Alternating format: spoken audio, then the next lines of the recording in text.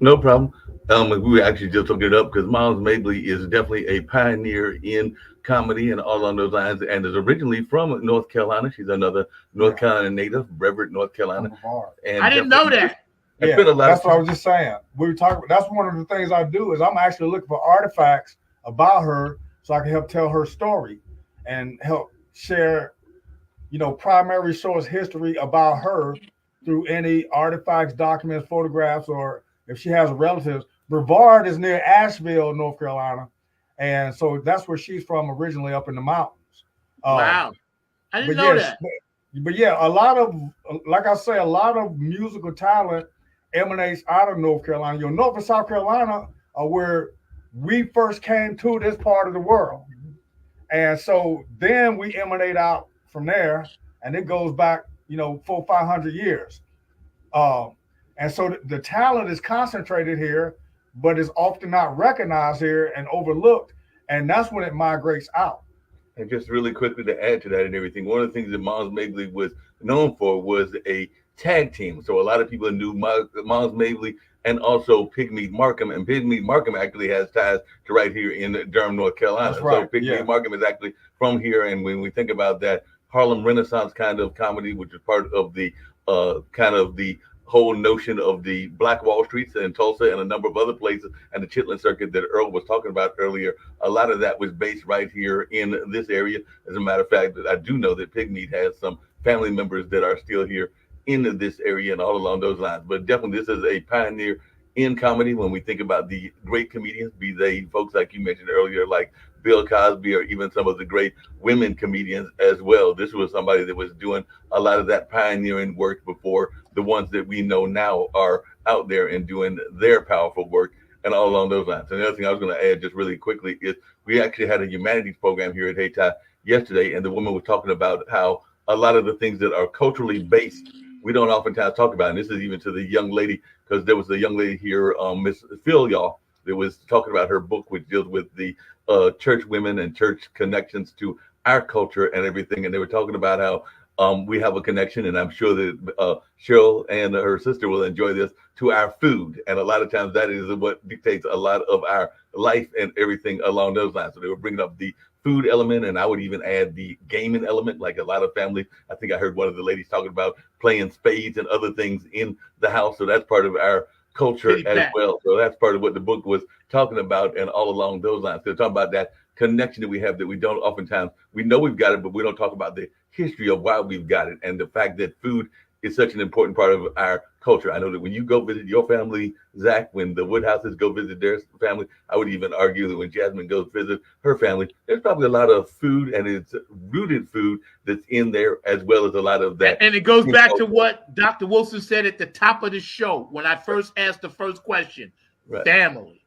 right, It exactly. goes back to family. Hey, Thank you for that. to that point, Earl, your thoughts on Moms Mabley? well, I'm gonna just mention something briefly. Move closer. We need to see your face. Yeah, to the point that Mark was just saying about the food. I literally brought some Morris head and collard greens from the farm this morning for one of my clients here in Durham. I'm delivering them to after. But just I grow crops that originally come from Africa. Morris head and collard greens are the original collard greens. First came into Virginia in the 1600s. So now Really? you know. Yeah. Wow. So This is some serious Black history right here. yeah, yeah. Did you And say so Morris Hill? but we need to educate people because they were renamed Morris Head, and that wasn't the name originally. Can you move And they were closer over- over to Mark so we can see you? Yeah, like that. They were renamed Morris Heading once they got to Virginia from some planter, but they originally from the west coast of Africa, the Gambia, and that area. Hey, just So really listen, quickly, can I copy? Hold up, Mark. Can I copy and put your stuff in the thread so people know where you are?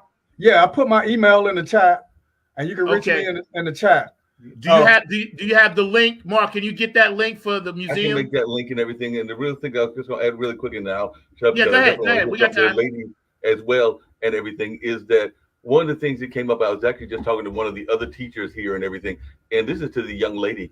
A lot of the things that we give credit to other parts of society are actually ours and everything. Because we talk about country music, and the banjo, which is a major instrument, actually came from Africa, and actually tap dancing, which, a lot of times people are thinking about like the Fred Astaire and all of that. It was actually originated in the African continent as well. But a lot of times people don't forget about that part of the history, and they're thinking that it is a European style dance, but that is not the case and everything. Like I said, and I know that Yes, we what are else the know this, the originators. banjo was actually created there in Africa. Mhm. I'm actually in process of acquiring a historic banjo of a musician named Joe Thompson, who helped to start the Carolina Chocolate Drops.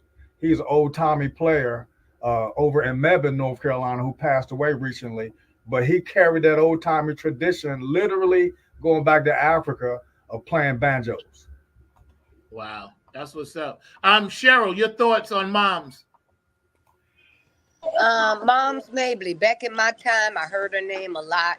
I couldn't necessarily relate, but my sisters, my mom, and all of them were part of what she does. But what I appreciate about her is she wasn't afraid to step out and do what she do. And that's pretty much with all of us. Even if we don't understand the history of it, we follow the actions, to what they do. So it seems to me she was always a jet setter, a go-getter. And I want to say she was a dancer, right? Or she was an Vaudeville. actress. Yeah. Vaudeville. Vaudeville. Yeah. So even in my industry of not knowing a lot about her, again, I just respect how all women paved the way for us. And Exactly, it's just exactly. up to us to keep it going. I just wanted to tap in on something Jazz said earlier, and Earl, you answered it, and this is something that I kind of always wanted to know. You do have people that have original music, and then other people are taking the hook or taking a certain piece and copying it for their own. We just went through that thing with was it T.I. and Marvin Gaye? You guys mentioned Marvin Gaye other. They went to court about that. So my question is once you go to court for it because something in that music is originally yours, whether it's 2 notes or 3 notes, how do you go forward with people allowing others to use their music? And yes, you can let somebody use your melody, and if it's not patent, can they take it? Because I keep hearing this thing about music got to be patent. Well, that is correct. That is correct. Now, what we're talking about, and what I'm gonna tell you is a term that I will call a modern day slave code. So, a Marvin Gaye with his Move genius, over. Move over. a Marvin Gaye with his genius will create "Here, My Dear" and all those musical melodies to it, and anyone now can come and take the whole track and replay it. And that's a direct result of a United States Supreme Court decision from 1988 that basically said that you can't, quote, copyright a beat. And so what it did is recognizing the geniuses of that time that one day would be passed away or their rights to their music. We can go on and on and on about that. And that's why I want you to get the original musicians, music stuff, and not these new people, because the rights is all messed up. But the whole thing is that the idea now is all based on lyrics being patented and not beats per se, which opens up the whole door for anybody to actually take a beat and put a lyric, and anybody now can basically get a so-called contract by putting any type of hook or lyric over top of someone's original genius. That's American enterprise capitalism, probably at its finest.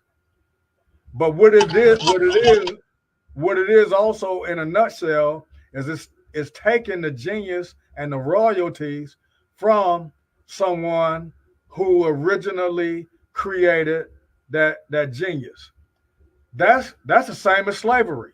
Yeah, it is. That's right. Happened during slavery. That's You right. know, And that's Black people invented most things, but couldn't get a patent on it. And then turn around when patents are invented, someone else but the Black people can get the patent. So that's just kind of the same thing, because I don't see many non-Black musicians' records being sampled. And I'll just leave it like that. Move your head up. Thank you. And that's well said. We're hanging out today with all my special guests, Mark Lee, my producer, Earl I. James from the Museum of History down here, Black History, myself, funk dancer, ambassador, Sherilyn Woodhouse, military, Dr. Pamela Wilson, of course, military, got the glow representing all branches with the purple. And I'll never forget that. And at the bottom, my good friend now, smiling, taking all this information in. I'm sure we'll chat about it later. Jazz is in the house. And all you guys out there watching the Funk of Vinci and, C. Ford, I love you, sweetie, and, Dr. Brookenstein. Cheryl, you are, oh, no, I'm sorry, Dr. Wilson, you're next as far as Moms Mabley. Thank you, Zach. Moms, earlier, Cheryl brought up a statement or a comment, and she talked about close listening. And so I just want to reiterate what close listening is. That's actively listening to everything coming out of the speaker's mouth, but paying close attention to the things they don't say and the questions they don't answer. Mm-hmm. So with that being said, we got Moms Mabley. Moms Mabley told the story of her life. And we laughed about it because we didn't understand that she was finding a way as an entertainer to make her money. She found the things that would make people laugh while at the same time talking about the trials and tribulations of her own troubled life. That's amazing. Moms Mabley was a genius, and her story was recently told in a documentary by Whoopi Goldberg. Encourage everybody. Yes, I saw that. Yes, and look at that. Yes. This lady, she said what she meant, and she meant what she said. Now, yes, she could get a little racy, but it's the same type of racy that we see right now in what they call inappropriate behavior, like flirting with men. Moms was known for that. But you got to think about what Mom said at that time when she was flirting with men and letting guys know that they were, okay, in terms of her purview. But the thing Moms was not telling was the rapes, the brutality, the things that happened to women, the trials and tribulations of things she couldn't have, her troubled life. Those are the stories that she wanted to tell. And if you listen closely, she told them, but America laughed about it. Yeah, it's I remember being a kid and, listening to her. Back then they had the records and you could, if somebody was watching her on Ed Sullivan show or something like that. But I remember seeing this lady who looked like a lady on my block telling all these jokes and was dressed like she was just coming home from work, but was popping a lot of shit. I respected that about moms. You know what I'm saying? Because she's like, one of her jokes is like, oh, I was walking down the street and I got hit by a cab. And the cab driver leaned out the window and said, hey, you all right? And Mom said, yeah, what are you going to do? Back over me and do it again? So she was like that coming out hard. I remember that. Go ahead, Mark. Oh, wait, let's get Jazz in. Hold your thought. Jazz. Yes, your thoughts. You might not know who Moms Mabley is, but your thoughts on the panel. I really like how she expressed her authenticity while still doing what she loves, because I think that it's one thing that they want us to do as Black entertainers is to, make them laugh, but not say how we truly feel and how it truly is for us as entertainers and musicians. And a lot of times I think that today like I'm trying to put myself in the shoes of like why a lot of Black artists may appropriate like our own greats of our culture when it comes to music and entertainment, is because like I feel like back then it was still people that people as in the label that was have a say so on, oh, I don't want you to put this song or this vibration out there because it would help the world too much. Like it would raise the vibrations, like I feel like us as Blacks, I really feel like we have a really a really strong presence when it comes to influence, and that's the reason why they try to control what it is that we can put out there and what we cannot. So I think that they use a lot of old music and they sample off of it, or they may use certain lines or beats or even original vibrations that was an original song to tell what they're really feeling, a glimpse in what they may have wrote over the song or over their entertainment, is to, you know, tell them like, originally this is what I really wanted to put out there, but you know, I'm just gonna put my own little like negative vibe to it that the label wants me to put on it, but I didn't want to put that out there just to, you know, satisfy them, and maybe someone can tell the difference on in my art, what I really wanted to say behind, you know, closed doors. When it comes to this lady, I really think that we should continue to do things the way that she has done them, honestly. I agree. Well said. Mark, go ahead, jump in there, man. Yeah, the only thing I was going to add to that is one of the things that Moms Mabley did, and I think Earl can back me up on this, and everything is that Moms was not afraid to tackle institutions. And sometimes in our society, even in the modern day, a lot of people are afraid to tackle those conversations. Like we know that the divorce is sometimes talked about in the Black church, and definitely there is differences between the way women and men are treated. And Moms Mabley and other comedians like her actually dealt with those issues, and definitely might put one face on when they were on the front of the mainstream camera, but then would deal with these issues in other situations. I'm gonna mention another Adam that I know, that another individual I know Earl knows, which is the guy that was part of Amos and Andy. But what folks forget is that guy also made Black films when he was not playing Amos and Andy. So he actually played a very stereotypical role, but then he would do these very powerful kind of religious kind of plays and all along those lines. I think the name was Spencer Williams, if I remember correctly. And that's correct or not, Earl and everything. I think it was Spencer Williams that played that role and then would make these more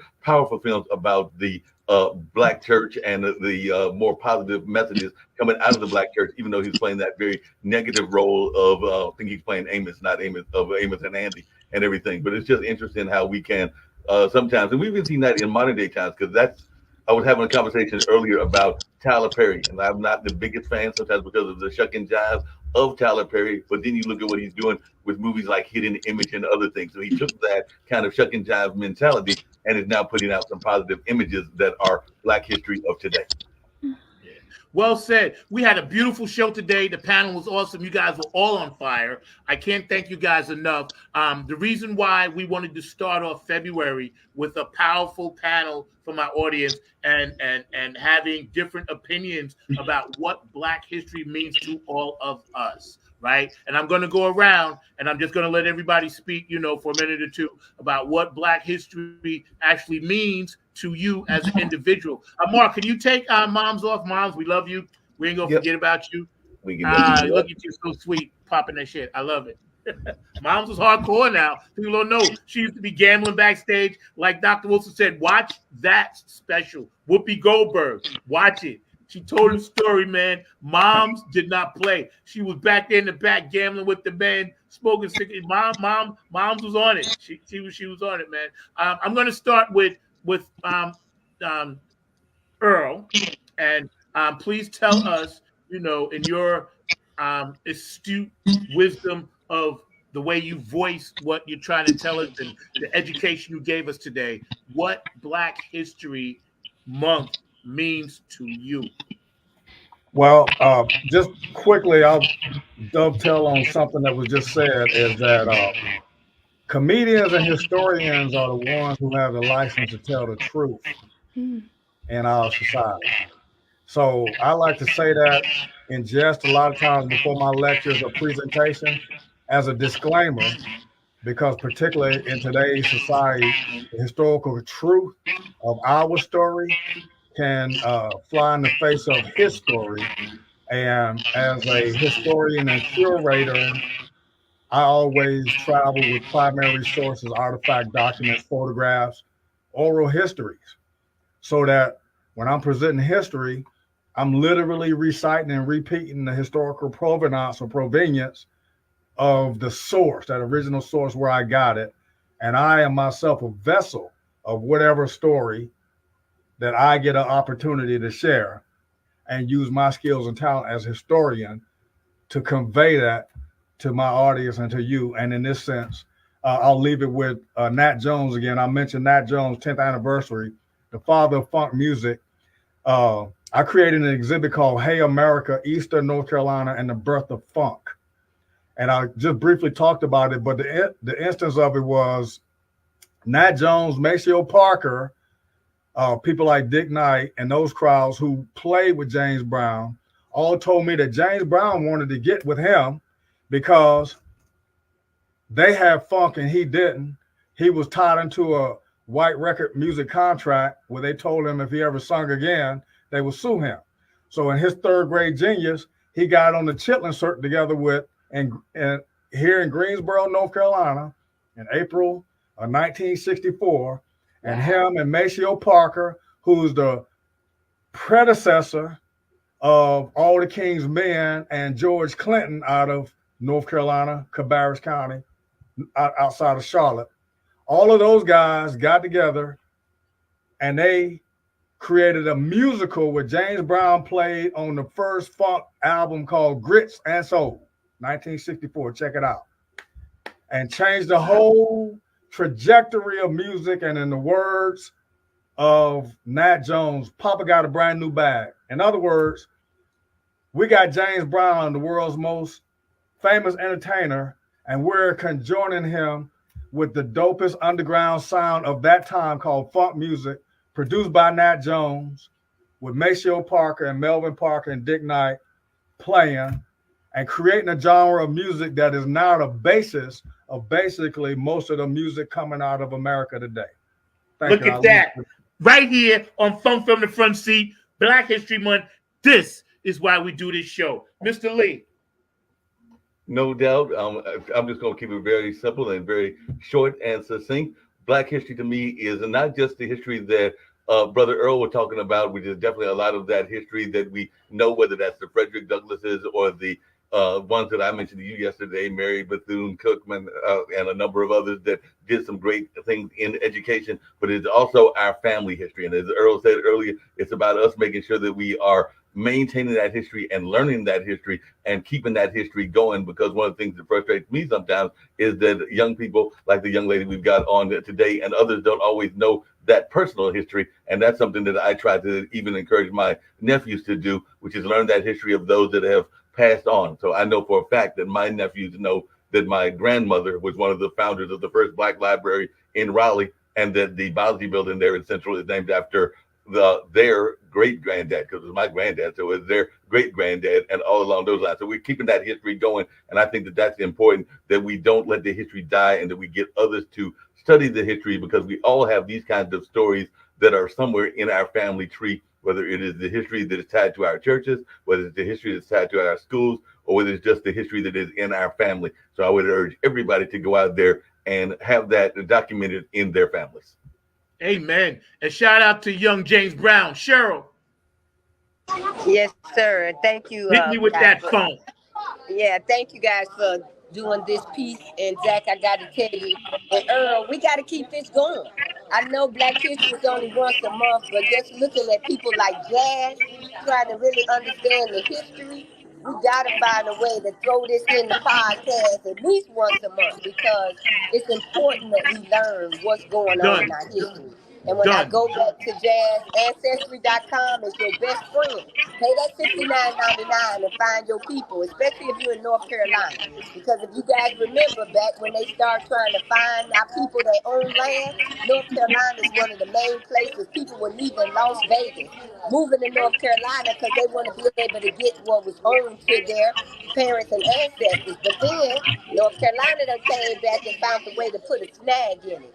So every time our people, whether they're Hispanic or Indian, is out there trying to recoup what was owed to them somewhere in the media, we find a way to snoop it back from them. Even with California, they come out giving homeless people, if they can prove that their ancestors got taken or money taken, they'll get $1 million. I ain't heard nothing about that yet, but because I'm military public affairs and I have to follow what's going on in the world with soldiers, I'm also following our history. And I'm following the way African Americans are not getting they just due. So we need this history and we need to continue to talk about this. Each one teach one. Meet people where they are, but don't be no fool. Integrity, uh, diversity and inclusion won't don't let them make that go away, because you got this platform to keep it going. And I'm gonna say to you, Earl, on that piece about genealogy and this music, don't let them win. Who cares what the Supreme Court approved? Let's continue to fight, and let's continue to find a way to keep the music that our original people made, that they get compensated for. Because if you don't got people doing stuff like this, it's not gonna happen. If you don't speak and be transparent, people not gonna know your true feeling. Everything you hold in, all it's doing is affecting you. So we gotta, at some point, whether we here today or gone tomorrow, keep the freaking funk alive, and that's the people that are pushing to make it happen. Both old and new.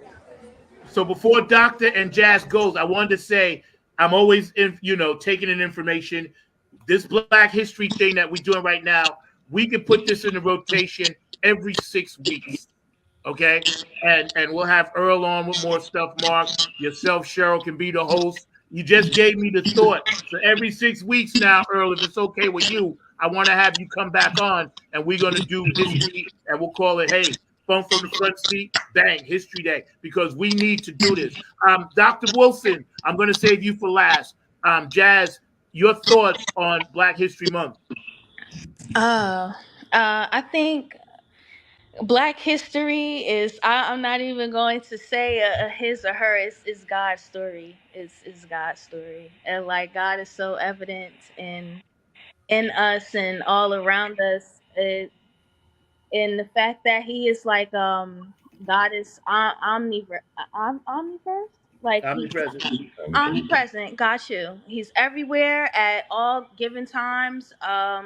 It's always switching and changing, and I think that it's all meant to always change for the better. I just feel like in society there's always been this energy of trying to have us to forget and to destroy and rewrite our history every single time, and I'm just tired of that. Like I think that we should still work on keeping it truly authentic, and to also like be honest. Like I really want the honesty to be more forefront when it comes to us and our history, like when it comes to the good and also the bad, because it's important. Like as much as we go through as a people, it's like the blueprint for solving so many problems, because it's like been there, done that,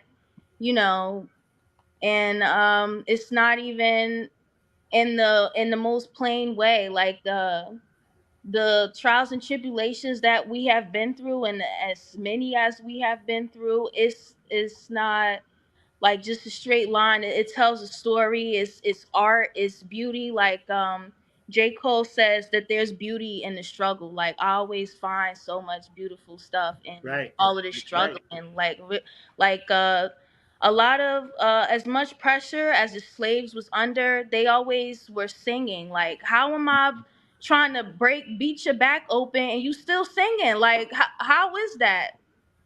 I mean, the soul. Our soul is so strong. I think that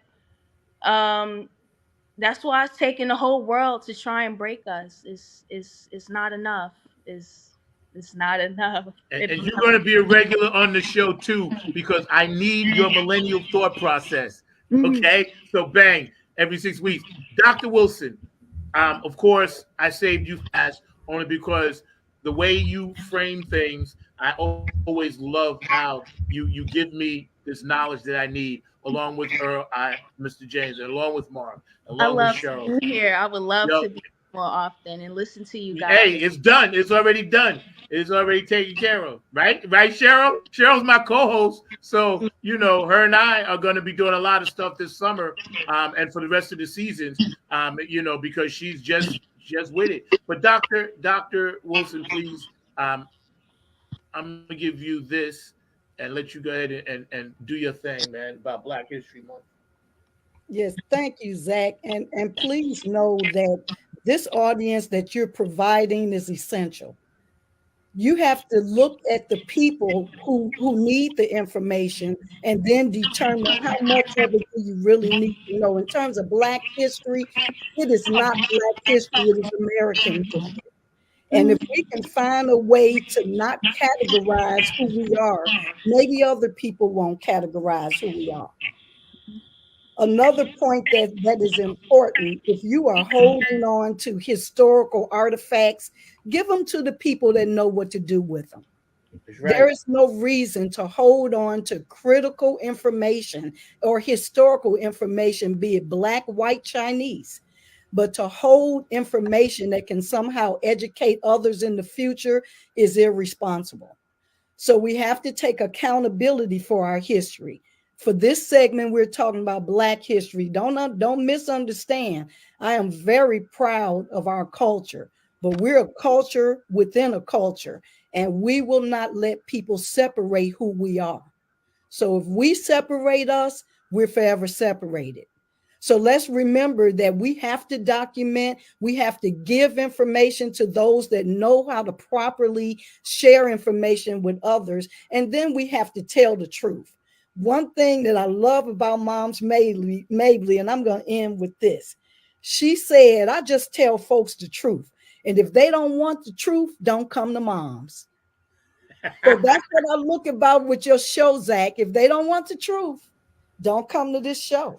Exactly. Hey, you know what? This has been God is in a space in our lives with this joy, right? I literally just moved this week. Finally got set. I was trying to figure out where I was going to put the laptop and this and that, right? And I was like, man, I don't even have a show, right? I had no guests. I had nothing. Right, Mark? I called you on Thursday. Zach, it worked out perfectly. You had amazing conversation, like you said, and everything. I wanted to piggyback on something that Dr. Pamela said, because one of the frustrations that I have, and I know that we're going to end the show and everything, is I can tell you that there are a number of photographers and videographers that literally their families, because I know some of these families own these properties of things that they documented, but they don't know what to do with it. So they are sitting in closets doing nothing. And these are things that were documented in terms of like concerts that were done here in Durham in like the 70s and the 80s, and I would even argue the 90s and the 2000s. But it frustrates me when I know that those families have those photographs, including some that are associated with North Carolina Central University, but the family is letting them sit in a closet, to your point, Dr. Pamela, and are not doing anything with it, which means that eventually those things are going to be destroyed. And to me, that is a travesty. Yeah, it is. Yeah, it is. I'd like to comment on that because what you said is very important, Mark. The point is wherever you are, you have to meet people there. You meet people where they are. And when you get there, you help people where they are. So if you're holding back, you're being very irresponsible. So if we want to do better by the culture and do better by history, let's be responsible in what we deliver and then what we say. That's right. We're going to end on that.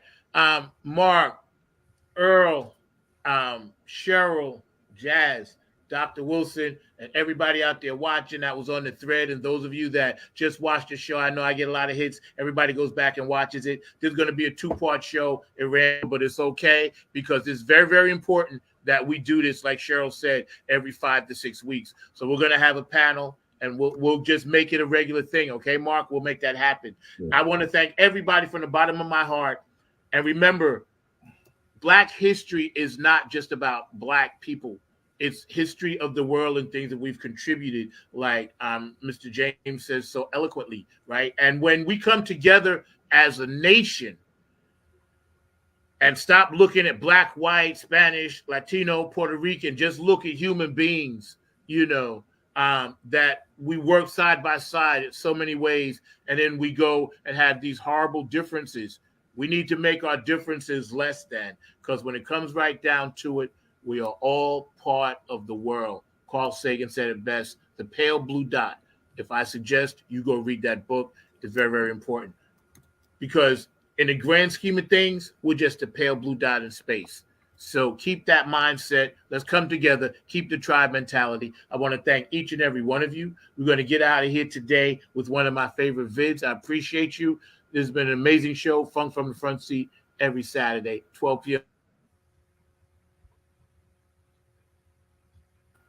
You know, it's however you feel, but it's however you feel, but you just have to fit it between that space, that little space that you got, which is one. One. And then you would try to fit your different notes, but you felt in between it, like, and that's the funk, and you can change that, and that's the funk, and you can change that.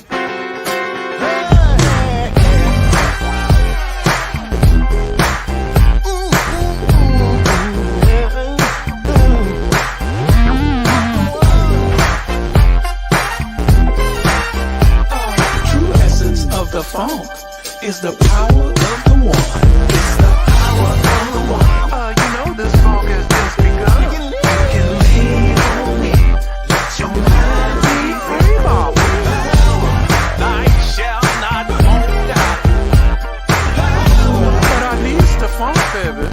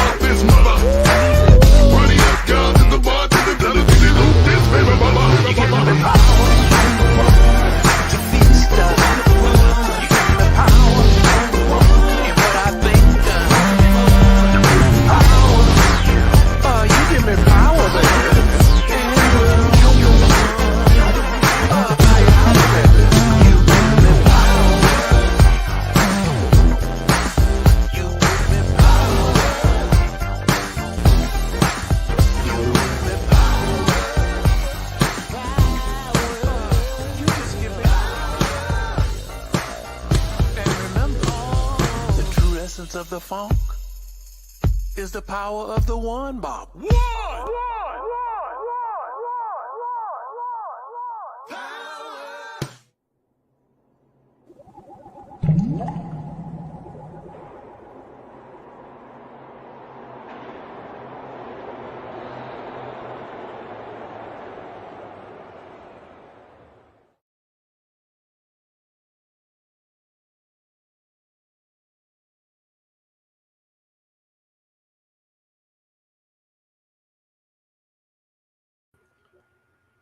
The power of the one. And y'all know how that goes. We just want to say thank you once again. We're going to bring, not Moms up, we're going to bring Cheryl up. And Cheryl, I appreciate you, man, all your hard work and everything that you did to make today happen. And thank you for, becoming, the co-host of Funk from the Front Seat. It means a lot. So we're going to do this thing, this Funk History thing every 5 weeks. Of course, I want you to host and come in and do your thing. So thank you, everybody out there watching. Remember, power of the one. Funk, not fight. That's it. Funk, not fight. Love you, brother. Thank you for all your help. I'll see you later. Love you. All right, we get ready to get out of here. Funk from the Front Seat. Mr. Mark Lee, where's this gentleman at? Hold on. We got to get him in and say goodbye. Thank you so much, sir. I appreciate you. You are Funk royalty. You are royalty on this show. Always a guest, always welcome. As much as you want to come on, you're part of the Funk now. So I'm wearing these in honor of your story. I had to break out the Funk glasses and say to my guy Boosie, "Yabba dabba dooza baba." And you can walk on the wall and not. It's official. He locked in. He locked in. Family Every 6 approved. weeks, you locked in. One nation under a groove.